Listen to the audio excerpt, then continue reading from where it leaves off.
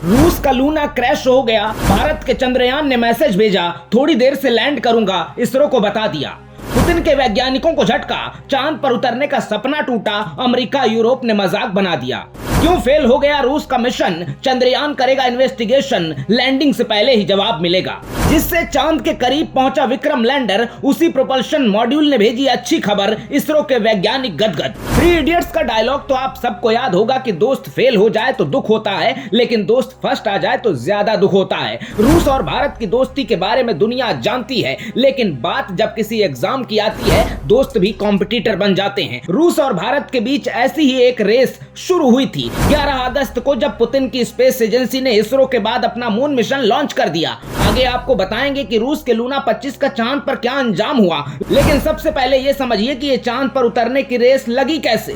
भारत के चंद्रयान और रूस के लूना 25 की रेस बिल्कुल वैसी थी जैसे एक एग्जाम में बैठे दो दोस्तों की होती है। लूना 25 को लॉन्च करते ही रूस ने बताया था कि वो 21 अगस्त को चांद की धरती पर दस्तक दे देगा। अगर सब कुछ रूस के प्लान के मुताबिक होता तो चंद्रमा के दक्षिणी हिस्से में उतरने की रेस रूस 2 दिन पहले ही खत्म कर देता। चंद्रयान 3 की कामयाबी के बाद भी इसरो इस रेस में नंबर 2 हो जाता। अब लूना 25 की क्रैश लैंडिंग के बाद चंद्रयान जब चांद की धरती पर शान से भारत का परचम लहराएगा तो चंद्रमा के साउथ पोल में अपना यान उतारने वाला भारत दुनिया का पहला देश बन जाएगा। इसका मतलब ये नहीं है कि हम लूना 25 की नाकामी पर जश्न मना रहे हैं, लेकिन हाँ इतना जरूर है कि एक दोस्त के फेल होने का दुख दोस्त के फर्स्ट आने से कम है। इस बीच भारत के लिए चंद्रयान के प्रोपल्शन मॉड्यूल ने एक अच्छी खबर भेजी है, जिसकी पूरी डिटेल आपको बताएंगे, लेकिन पहले कहानी लूना 25 के बर्बाद होने की। लूना 25 के साथ करीब करीब वैसा ही हुआ जैसा सितंबर 2019 में चंद्रयान 2 के साथ हुआ था। क्रैश लैंडिंग के बावजूद चंद्रयान 2 आंशिक तौर पर सफल मिशन रहा,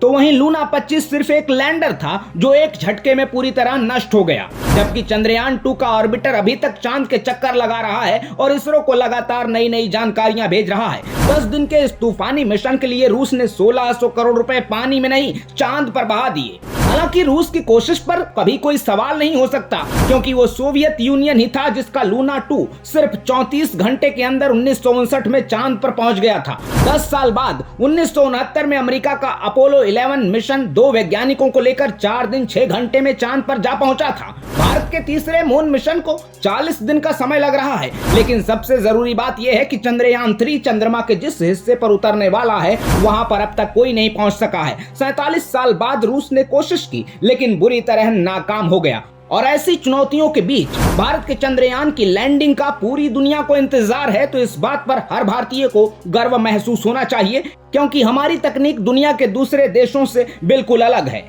चंद्रयान 2 के ऑर्बिटर की तरह हमारे चंद्रयान 3 का प्रोपल्शन मॉड्यूल कई सालों तक काम करता रहेगा। इसरो के विक्रम लैंडर का चांद पर उतरना भी तय है, क्योंकि इस बार वो अपनी जगह खुद तय करेगा। चंद्रयान 2 के मुकाबले इस बार चंद्रयान 3 की रेंज 10 किलोमीटर की है, जिसके बीच वो अपनी लैंडिंग साइट तय कर सकता है। चंद्रयान 3 ने अब तक कई शानदार तस्वीरें भेजी हैं और चांद की 100 किलोमीटर की कक्षा में घूम रहा है। बस इंतजार है उस घड़ी का जब चंदा मामा कहेंगे विक्रम वेलकम बैक। इस मिशन पर आप अपनी राय जरूर साझा कीजिएगा और देश की हर हलचल से अपडेट रहने के लिए एबीसी भारत को फॉलो कीजिएगा।